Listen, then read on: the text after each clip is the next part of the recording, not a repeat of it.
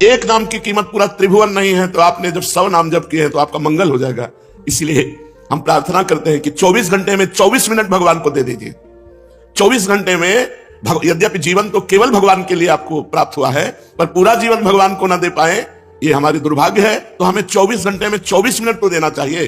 प्रातःकालीन ब्रह्म मुहूर्त में उठ करके अपनी दिनचर्या करके स्नान करके शांत एकांत में बैठकर कम से कम 24 मिनट भगवान का सुमिरन कर लीजिए।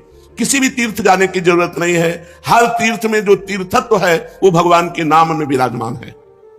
अगर आप अपना मंगल चाहते हो तो परम धर्म नाम, भगवान का नाम जप करना भी तुम्हारा परम धर्म है। जैसे पत्नी का पोषण करना, पुत्र का पोषण करना, पिता की सेवा करना, ये धर्म है, तो ये परम धर्म है भगवान का नाम जप करना। अवश्य नाम जप करना चाहिए। इसके बिना सो सब धर्म कर्म जरि जाऊ, वो सब धर्म कर्म में आग लगे जिसमें हम इतना रम गए कि भगवान का नाम ही भूल गए, भगवान का स्मरण करना ही भूल गए। हर जीव गर्भ में भगवान से वादा करके आता है, एक बार मुझे मां के गर्भ रूपी नरक से बाहर कर दो, हे प्रभु मैं ऐसा भजन करूंगा कि दोबारा इस नरक में ना पड़े। पर भूमि परत भा ढाबर पानी, तिब जीव ही माया लपटानी। जैसे आकाश से निर्मल शुद्ध जल गिरता है, भूमि में पड़ते ही गंदा हो जाता है, ऐसे ही जीव जे ही मां के गर्भ से निकला उसका ज्ञान नष्ट हो गया। कहां कहां कहां वो रोने लगा और घर वाले आनंद मनाने लगे, बच्चा हुआ। हम फिर भूल गए, जैसे जैसे सयाने होते गए माया के संबंधों को सत्य मानते, ये मेरी माँ, ये मेरे पिता, ये अमुक अमुक अमुक अमुक, और भूल गए कि हम आए थे भगवान का भजन करने के लिए। इसलिए परम धर्म है भगवान का नाम जप करना।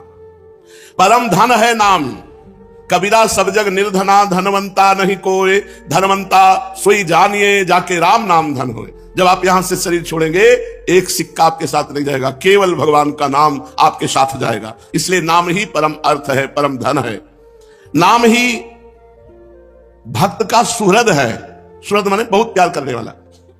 प्रहलाद जी से उनके मित्र पूछते हैं कि प्रहलाद जी आपकी आयु तो 5 वर्ष की है, कौन सी शक्ति आप में है कि त्रिभुवनपति हिरण्यकश्यप आपको आग में जलाता है, विष पिलाता है, सर्पों से डसवाता है, हाथी से कुचलाता है, पर्वतों से नीचे दबाता है, समुद्र में डुबाता है, लेकिन आपका बाल बांका भी नहीं होता, ऐसा क्यों? तो उन्होंने कहा मैं हरि नाम जपता हूं, हरिनाम के प्रभाव से मुझे भगवान गोद में लिए रहते हैं। तो ये दैत्यराज जितना विघ्न डालता है मेरा हरिनाम में उतना विश्वास और होता है। सबसे बड़ा भक्त का प्रिय सुहृद है भगवान का नाम। जहां कोई तुम्हें नहीं बचा सकता वहां भगवान बचा सकते हैं। बड़े बड़े अंग रक्षक रख लो, बुद्धि खराब हो गई तो अंग रक्षक ही तुम्हें सूट कर देगा, लेकिन भगवान का नाम, नाम पाहरू दिवस निशी, ध्यान तुम्हार कपाट। यदि भगवान का नाम आप स्मरण कर रहे हैं और वो आपकी रक्षा कर रहा है तो सुदर्शन चक्र आपकी रक्षा कर रहा है, कभी कहीं कोई बाल बांका नहीं कर सकता। भगवान का नाम भक्त का परम सुहृद है, मित्र है, और इस संसार के दुखों से मोक्ष केवल भगवान का नाम दिला सकता है। आज कलयुग है, कलयुग में कोई अन्य साधनाएं पुष्ट नहीं हो सकती। कलयुग केवल नाम आधारा, सुमिर सुमिर नर उतर ही पारा। केवल भगवान का नाम, इसमें पैसा नहीं लगता भाई। इसमें पैसा देना हो तो परेशानी हो कि भाई धनी लोग ही ले सकते हैं नाम, नाम में पैसा दिखा। केवल तुम्हें समय देना, वो भी अगर बैठकर नहीं दे सकते तो चलते फिरते, उठते बैठते, खाते पीते, कार्य करते आप भगवान के नाम का स्मरण कर सकते हैं। अरे प्रीतम, तुम डर क्यों रहे हो?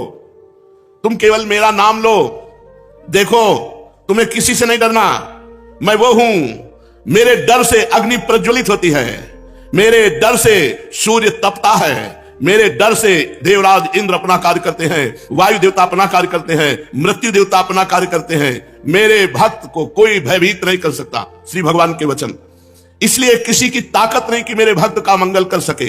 तुम व्यथा चिंता मत करो, ऐ देहधारी, केवल तुम मेरा नाम जप कर और फिर देख तेरे में कितनी दिव्य शक्ति आ जाती है।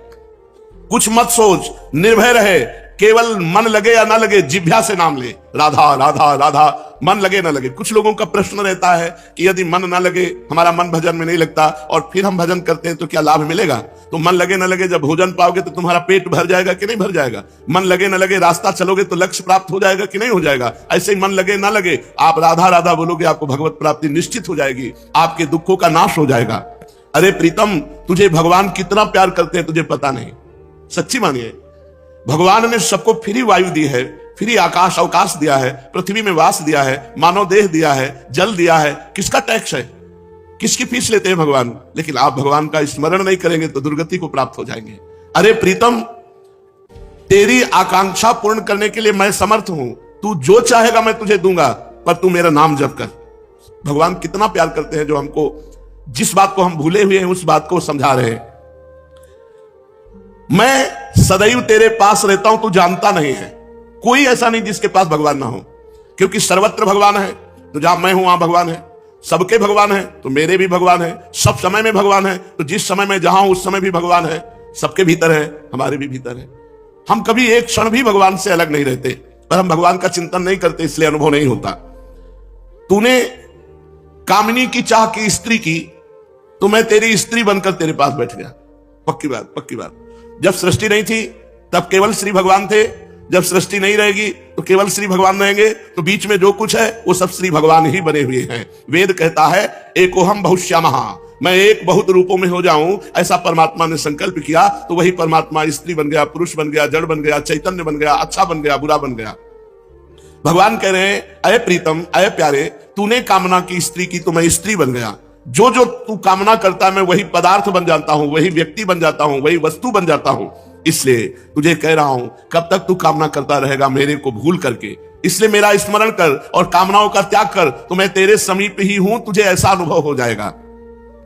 जिस देह से तू ममता करता है, इस ढांचे से, पांच भौतिक शरीर से, तू देह नहीं है। चाहे जो कोई कितना विद्वान हो, बुद्धिमान हो, कोई 50 वर्ष से शरीर में रह रहा है, कोई 40 वर्ष से रह रहा है, कोई 30 वर्ष से रह रहा है। पूछो तुम अपने को जानते हो?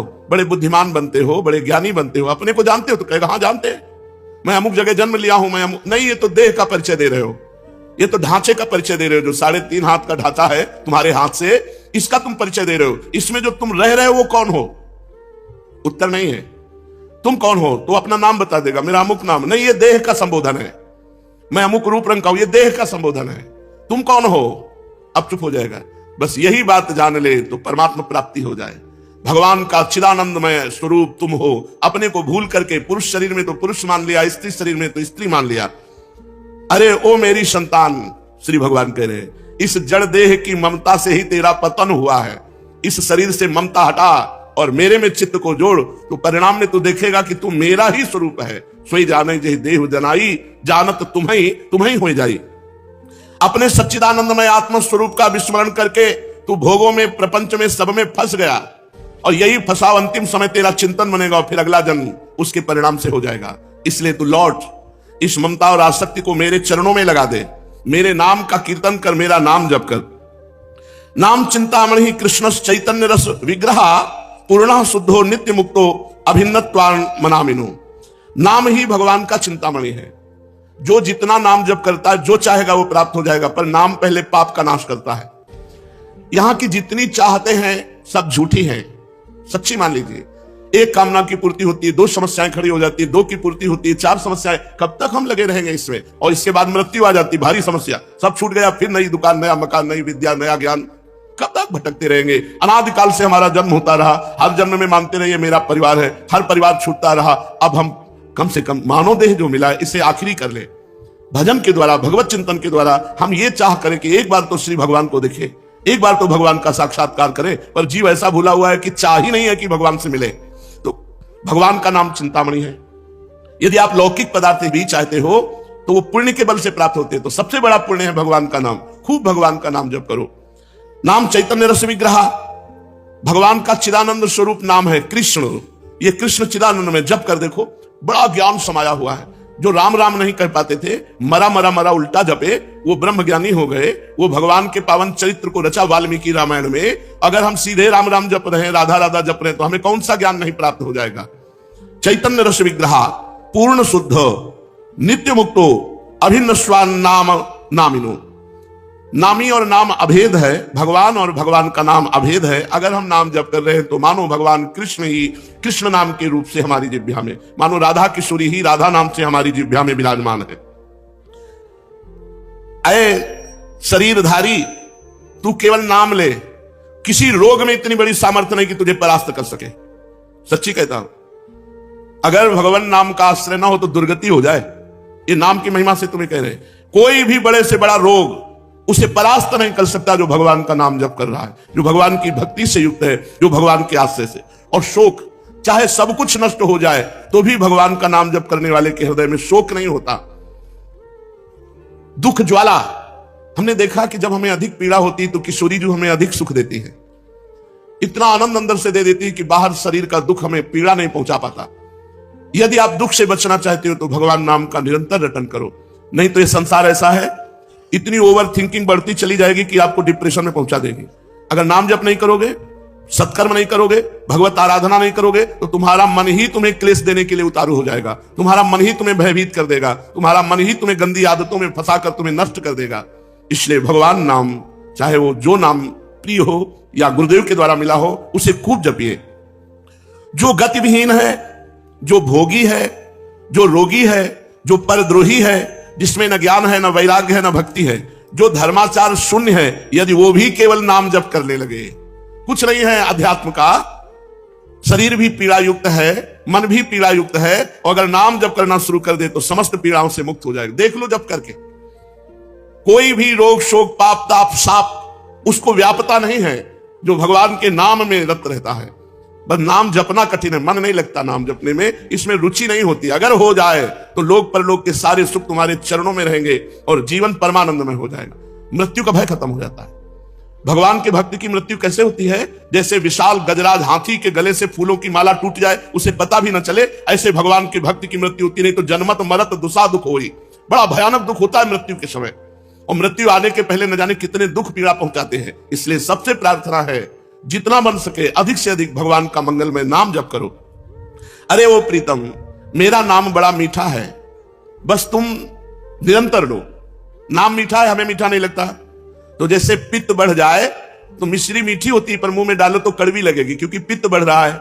और उसी मिश्री को रोज नियम से खाओ तो पित्त का समन हो जाएगा और मिश्री मीठी लगने लगेगी। ऐसे ही हमें अविद्या रोग लग गया है, हमारा अज्ञान बढ़ गया है, भोग वासना बढ़ गई है।